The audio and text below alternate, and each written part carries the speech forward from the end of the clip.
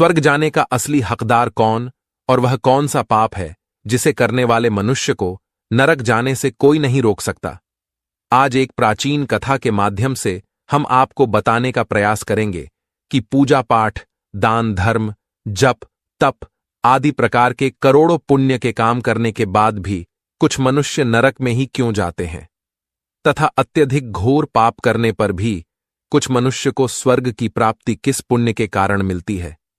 ऐसा वह कौन सा पुण्य है जो मनुष्य के करोड़ों पापों का नाश करता है, और ऐसा वह कौन सा पाप है जो उसके करोड़ों पुण्यों को नष्ट कर डालता है। तो चलिए दोस्तों, बिना देरी किए शुरू करते हैं। एक समय की बात है, देवर्षि नारद वैकुंठ लोक में जाते हैं और भगवान विष्णु से पूछते हैं, हे प्रभु, कुछ मनुष्य पाप करने पर भी स्वर्ग में क्यों जाते हैं और कुछ मनुष्य को पुण्य करने के बावजूद भी नरक में क्यों जाना पड़ता है। ऐसा वह कौन सा पाप है जो सभी पुण्यों को नष्ट कर डालता है, और वह कौन सा पुण्य है जो समस्त पापों को भस्म कर डालता है। तब भगवान विष्णु कहते हैं, हे देवर्षि, आज आपने संसार के कल्याण हेतु उत्तम प्रश्न किया है। इसी संदर्भ में आज मैं आपको एक अत्यंत प्राचीन इतिहास सुनाता हूं, जिससे सुनकर आपको आपके सभी प्रश्नों के उत्तर मिल जाएंगे। इसीलिए आप इस कथा को ध्यान से पूरा जरूर सुनें। जो भी मनुष्य इस कथा का श्रवण करता है, उसके समस्त पापों का नाश होता है। देवर्षि कहते हैं, हे प्रभु, आओ के मुख से इस कथा को सुनना मेरा सौभाग्य है। मैं इस कथा को ध्यान से पूरा अवश्य सुनूंगा और इसका प्रचार करूंगा। भगवान विष्णु कहते हैं, हे देवर्षि, पूर्व काल की बात है। मध्य देश के एक नगर में एक ही समय पर 5 मनुष्यों की मृत्यु हो जाती है, और वे सभी मृत्यु के पश्चात यमलोक में पहुंच जाते हैं। यमलोक पहुंचने पर वहां का दृश्य देखकर वे सभी भयभीत हो जाते हैं। उनका अंग अंग कांपने लगता है। यमलोक में विशाल काय आकार वाले यमराज सुवर्ण से बने सिंहासन पर विराजमान होते हैं। उनके पास चित्रगुप्त बैठे होते हैं, जिनके पास सभी प्राणियों का लेखा जोखा रखा हुआ है। यम के दूत प्राणियों को आगे धकेल रहे होते हैं। कुछ मनुष्य जोर जोर से विलाप कर रहे होते हैं, तो कुछ मनुष्य अत्यंत प्रसन्न होकर चल रहे होते हैं। स्वर्ग के द्वार से सुंदर प्रकाश दिखाई पड़ रहा होता है, तो वहीं नरक के द्वार से धधकती हुई अग्नि की ज्वालाएं दिखाई पड़ रही होती है।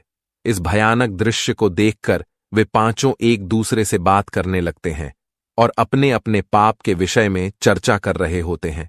उन 5 में से 4 लोगों ने अपने जीवन में बहुत पाप कर्म किए हुए होते हैं, और उन सभी को यह जान पड़ता है कि अब वे चारों ही नरक में ही जाने वाले हैं। उन चारों में एक चोर होता है, दूसरी वेश्या होती है, तीसरा विद्वान पंडित होता है, तो चौथा एक राजा का सैनिक होता है, तथा 5वां एक धनवान किसान होता है।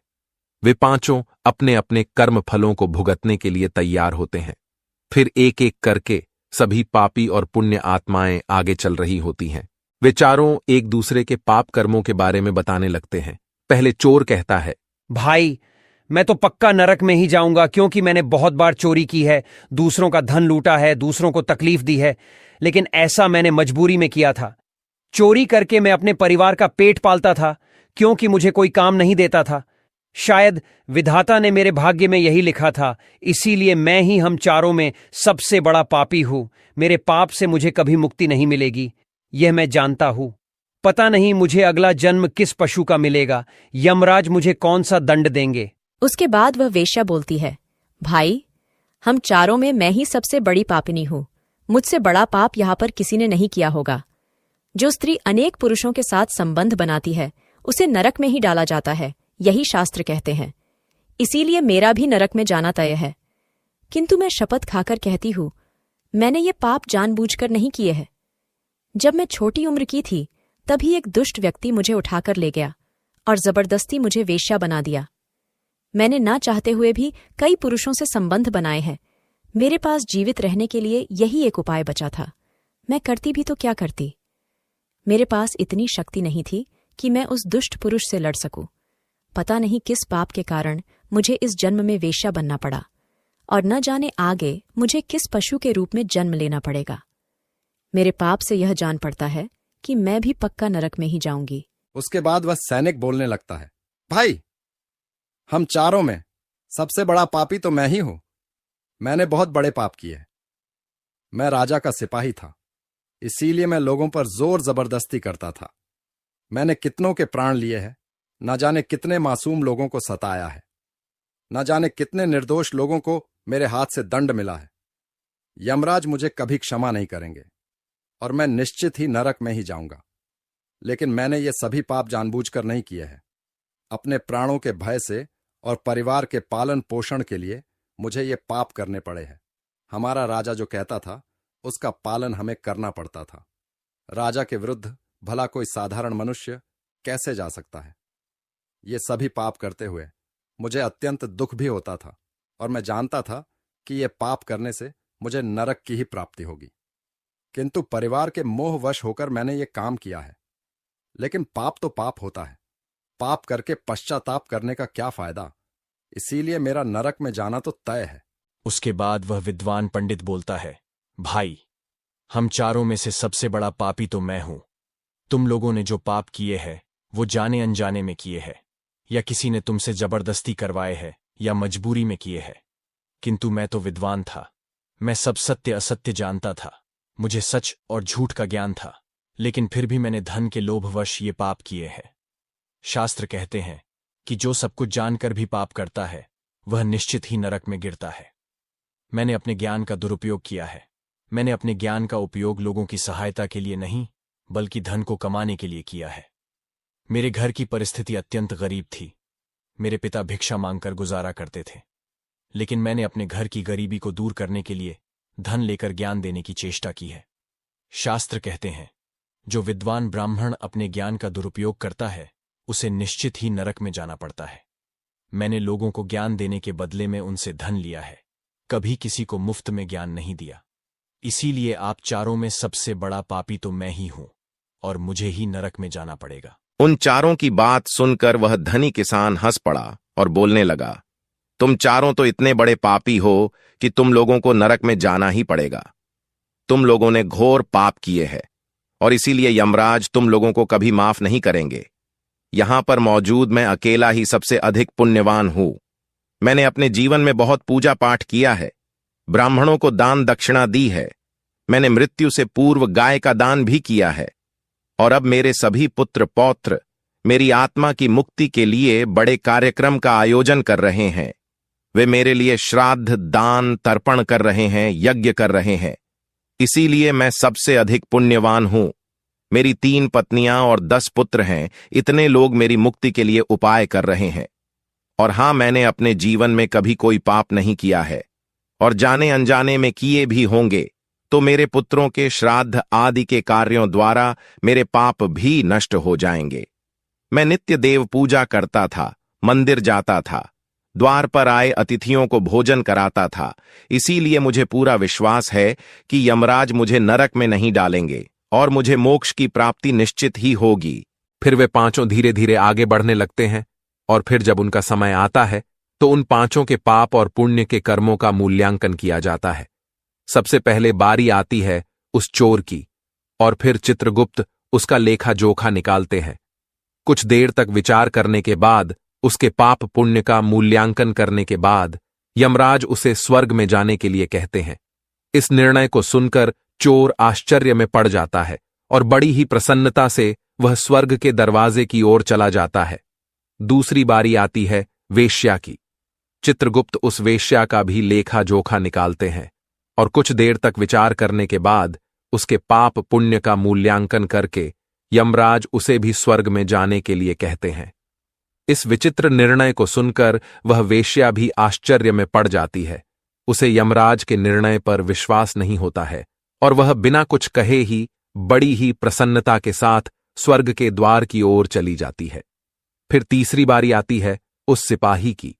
चित्रगुप्त उसके भी कर्मों का लेखा जोखा निकालते हैं और कुछ समय विचार करके उसके पाप पुण्य का मूल्यांकन करके यमराज उसे भी स्वर्ग में जाने के लिए कहते हैं। इस निर्णय को सुनकर वह सिपाही भी सोच में पड़ जाता है और बड़ी ही प्रसन्नता के साथ वह स्वर्ग के द्वार की ओर निकल जाता है। फिर चौथी बारी आती है उस विद्वान ब्राह्मण की। चित्रगुप्त उस ब्राह्मण के कर्मों का लेखा जोखा निकालते हैं और कुछ देर तक विचार करते हैं। फिर यमराज उस ब्राह्मण को भी स्वर्ग में जाने के लिए कहते हैं।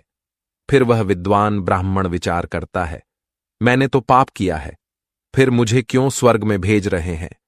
फिर वह भी मन ही मन प्रसन्न होकर स्वर्ग के द्वार की ओर चलने लगता है। उन चारों को स्वर्ग में जाता देख वह धनवान किसान बहुत दुखी और क्रोधित हो जाता है। वह सोचने लगता है कि ये कैसा न्याय है, इन पापियों को स्वर्ग जाने का मौका मिल रहा है, फिर मैंने जो पुण्य के काम किए हैं उनका क्या। पापी और पुण्यवान एक ही जगह पर डाले जाएंगे तो पुण्य करने का फायदा ही क्या। फिर उस धनवान किसान को यम के दूत जोर से धकेल देते हैं और कहते हैं, अरे पापी, तू आगे चल, तुझे नरक में डाला जाएगा, यमराज तुझे माफ नहीं करेंगे। यह सुनकर वह धनवान किसान भयभीत हो जाता है और कहने लगता है, हे यमदूतों, मैं तो स्वर्ग में जाऊंगा, मैंने कोई पाप नहीं किया है, मैंने जीवन में बहुत पुण्य किया है, देख लेना यमराज मुझे स्वर्ग में ही भेजेंगे। फिर वह धनवान किसान यमराज के सामने आकर खड़ा हो जाता है। चित्रगुप्त उसके कर्मों का लेखा जोखा देखते हैं और उसके पाप पुण्य के कर्मों का मूल्यांकन करते हैं तो उसके पाप का पलड़ा भारी हो जाता है। और यमराज उस धनवान किसान को कहते हैं, अरे दुष्ट, तूने तो बहुत बड़ा अपराध किया है, तू तो नरक में जाने के ही योग्य है। इतना सुनते ही वह किसान थरथर कांपने लगता है और यमराज से कहता है, हे धर्मराज, यह अन्याय है, मैंने तो जीवन में कोई पाप नहीं किए हैं और पुण्य ही किए हैं, आप मुझे नरक में क्यों डाल रहे हैं। और मुझसे पहले जो 4 लोग गए थे वे तो घोर पापी थे, उन्होंने बड़े बड़े पाप और अपराध किए हैं, उन्हें तो आपने स्वर्ग में डाल दिया है। आप ऐसा अन्याय मेरे साथ क्यों कर रहे हैं। अगर ऐसा अन्याय होगा तो भले कौन सा मनुष्य धरती पर पुण्य करेगा। फिर यमराज कहते हैं, अरे पापी, तूने जो पाप किया है वह तो उन चारों के पापों के सामने कुछ भी नहीं है। तेरे एक पाप के कारण तेरा सारा पुण्य फल नष्ट हो गया है। यदि तूने यह पाप नहीं किया होता तो तू स्वर्ग में जा सकता था, लेकिन तूने यह पाप जानबूझकर किया है, इसीलिए तुझे नरक में अवश्य जाना पड़ेगा। उस चोर ने तो मजबूरी में चोरी की थी, किंतु वह चोर दूसरों की भूख मिटाता था, गरीबों को दान करता था। उसने कभी किसी निर्दोष और गरीब व्यक्ति के घर चोरी नहीं की। उसके पुण्य कर्म उसके पाप से अधिक थे, इसीलिए वह स्वर्ग में गया। दूसरी जो वेश्या थी वह अपने मन से वेश्या नहीं थी, उसे जबरदस्ती डाला गया था और उस वेश्या ने केवल अपने शरीर को पीड़ा दी है, लेकिन बाकी कार्य तो उसने पुण्य के ही किए हैं। वह पशु पक्षियों को रोज दाना डालती थी, जानवरों की सेवा करती थी, इसीलिए उसका भी पुण्य पाप से बड़ा था। तीसरा वह सिपाही था जिसने राजा के हुकूम का पालन किया था, किंतु उसने भी बहुत पुण्य के काम किए हैं। उसने कई बेसहारा लोगों की मदद की है, इसीलिए वह भी स्वर्ग में ही गया है। और चौथा वह विद्वान ब्राह्मण था, उसने अपने ज्ञान का दुरुपयोग अवश्य किया है, किंतु वह नित्य गाय की सेवा करता था, दान धर्म करता था, इसीलिए उसके भी पुण्य पाप से अधिक थे और वह भी स्वर्ग में ही गया है। इतना सुनकर वह धनवान किसान बोलता है, हे धर्मराज, इन चारों ने जो भी पुण्य किए हैं वो तो मैंने भी किए हैं, बल्कि उनसे ज्यादा किए हैं। फिर भी मैंने ऐसा कौन सा पाप किया है जो मुझे नरक में भेजा जा रहा है। यमराज कहते हैं, हे दुष्ट, याद कर तूने उस अबला विधवा नारी पर गलत लांछन लगाया था कि उसने तेरे घर पर चोरी की है, और इसके साथ ही तूने उसके ऊपर कई अन्य गलत लांछन लगाए थे। उसे व्यभिचारिणी और वेश्या कहकर उसके चरित्र का हनन किया है, और राजा ने उसे सत्य समझकर उस अबला विधवा नारी को मृत्युदंड दे दिया था। हे पापी, मनुष्य ब्रह्म हत्या, चोरी, मदिरापान आदि प्रकार के घोर पापों से भी प्रायश्चित करके मुक्त हो सकता है, किंतु दूसरों पर गलत लांछन लगाने पर कोई प्रायश्चित नहीं है। जो दूसरों पर गलत आरोप करता है, सत्य जानकर भी दूसरों को झूठ कहकर उनके ऊपर दोष डालता है, वह तो सबसे बड़ा पापी है। उसके द्वारा किए गए सभी पुण्य नष्ट हो जाते हैं। इसीलिए तूने जितने भी पुण्य किए हैं वे सभी उस एक पाप के कारण नष्ट हो गए। फिर यमराज यमदूतों को कहकर उस पापी किसान को नरक ले जाने के लिए कहते हैं, और वह किसान रोता हुआ, विलाप करता हुआ नरक के मार्ग पर चलने लगता है। हे देवर्षि, इस प्रकार से उन चारों ने पाप करके भी उन्हें स्वर्ग की प्राप्ति हुई है, किंतु उस किसान ने जघन्य अपराध किया है। किसी अबला स्त्री पर गलत लांछन करके उसका चरित्र हनन किया है। एक स्त्री सदा ही पूजनीय है। जो भी पुरुष स्त्री पर गलत आरोप करता है उसे महापाप लगता है। कभी किसी स्त्री की दुर्बलता का फायदा नहीं उठाना चाहिए। पराई स्त्री को सदैव ही माता समझना चाहिए। जो पराई स्त्रियों पर गलत दृष्टि डालता है उसे पाप ही लगता है। जो विधवा, दुखिया स्त्री को सताता है उसे नरक में जाना पड़ता है। मनुष्य को कभी सत्य का मार्ग नहीं छोड़ रहना चाहिए। सत्य के मार्ग पर चलकर ही स्वर्ग की प्राप्ति होती है। असत्य का साथ देने से मनुष्य के सभी पुण्य भी नष्ट हो जाते हैं। तो दोस्तों, कभी किसी पर गलत आरोप नहीं करना चाहिए। सत्य जानकर भी असत्य का साथ नहीं देना चाहिए। जो दूसरों पर गलत आरोप डालता है उसे यमराज कभी क्षमा नहीं करता है। उम्मीद है आपको यह कथा पसंद आई होगी। वीडियो को लाइक जरूर करें और कमेंट में जय श्री कृष्ण अवश्य लिखें। साथ ही चैनल को सब्सक्राइब करें। आप सभी का धन्यवाद।